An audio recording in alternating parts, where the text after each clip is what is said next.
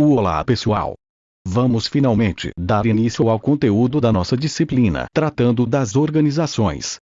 É impossível falar em administração sem falar em organizações. As organizações estão presentes desde o início da história da humanidade, quando homens se reuniam, se organizavam em grupos com o objetivo de defenderem e encontrarem condições de preservar a vida. Os agrupamentos humanos ocorreram no princípio com o objetivo de caçar e de defender seus territórios. Esses agrupamentos sociais evoluíram ao longo da história, dando origem àquilo que chamamos organizações. Observem que desde o princípio, os seres humanos uniam-se com um objetivo. Inicialmente, o objetivo era a defesa da vida e do território. Era a sobrevivência. Cruz, na sua obra Organizações, Sistemas e Métodos, afirma que a evolução das relações sociais, buscando atingir objetivos comuns, deu origem a agregados complexos, que chamamos organizações. Organização tem origem em organismo, onde as partes se estruturam não apenas por justaposição e sobreposição, mas pela harmonia, pela dinâmica da interação e cooperação entre os indivíduos em benefício de todos. Assim podemos definir organizações como grupos de pessoas que, por meio de relacionamentos, estruturam-se buscando satisfazer as suas necessidades individuais e ao mesmo tempo as necessidades do grupo, tendo para isto objetivos comuns. Para alcançar seus objetivos, como pudemos ver, as organizações precisam de estrutura. Isto acontece na medida em que arranjos se configuram e papéis e funções das pessoas dentro destes arranjos são definidos. Cada indivíduo, cada órgão do sistema é responsável pela vida, pela sobrevivência, pelo desenvolvimento de uma organização, na medida em que se cumpre um papel. Assim, a própria noção de organismo depende da estrutura da organização. É a estrutura que vai possibilitar a existência e a ação dos indivíduos, exercendo seus papéis dentro de uma organização. A estrutura da organização se torna necessária e sempre existirá, de tal maneira que se torna um fundamento essencial para a existência e a vida das organizações em todos os sentidos. O ser humano tem como hábito dar nome, estabelecer lugares, estabelecer tipos. Isto não é diferente quando pensamos em organizações. Assim, as organizações são classificadas em 3 tipos, ou setores. As organizações classificadas como do primeiro setor são as que se encontram no setor público. São aquelas destinadas a servir aos cidadãos por meio de serviços prestados pelos governos estaduais, municipais ou federais, ou ainda, pelas organizações do Poder Executivo, Legislativo ou Judiciário.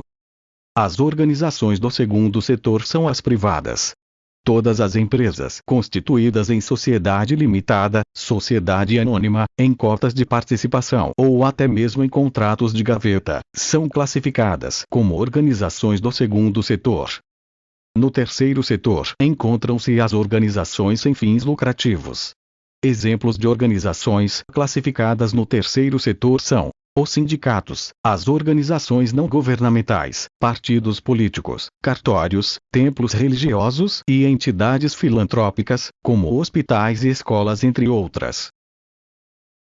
Foi nas organizações, especialmente do segundo setor, na indústria, que surgiu a administração enquanto ciência. Assim, a administração científica tem com seu pai o engenheiro americano Frederick Taylor. Taylor ficou conhecido como o pai da administração científica porque observou como o trabalho se desenvolvia e, a partir das suas observações, postulou alguns princípios da administração.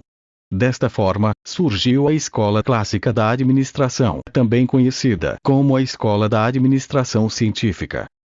Nesta escola, os principais objetos de estudo foram tempos e movimentos.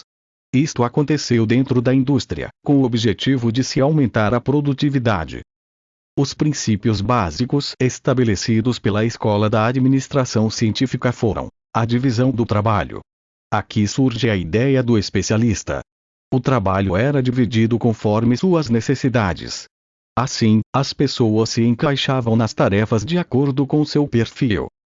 Especialmente os casos de perfil físico e intelectual.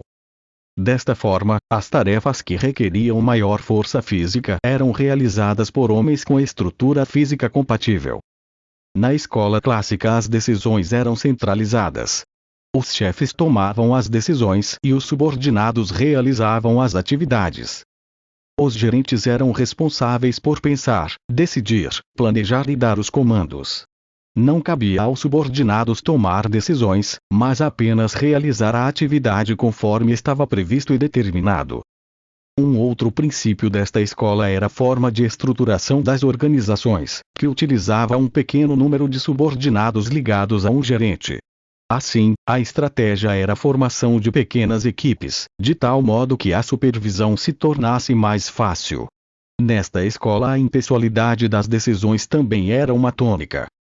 Aqui você pode considerar que a comunicação das decisões era realizada, como acontece hoje em muitos casos do tipo: a empresa decidiu que, por exemplo, a empresa decidiu mudar o horário de trabalho.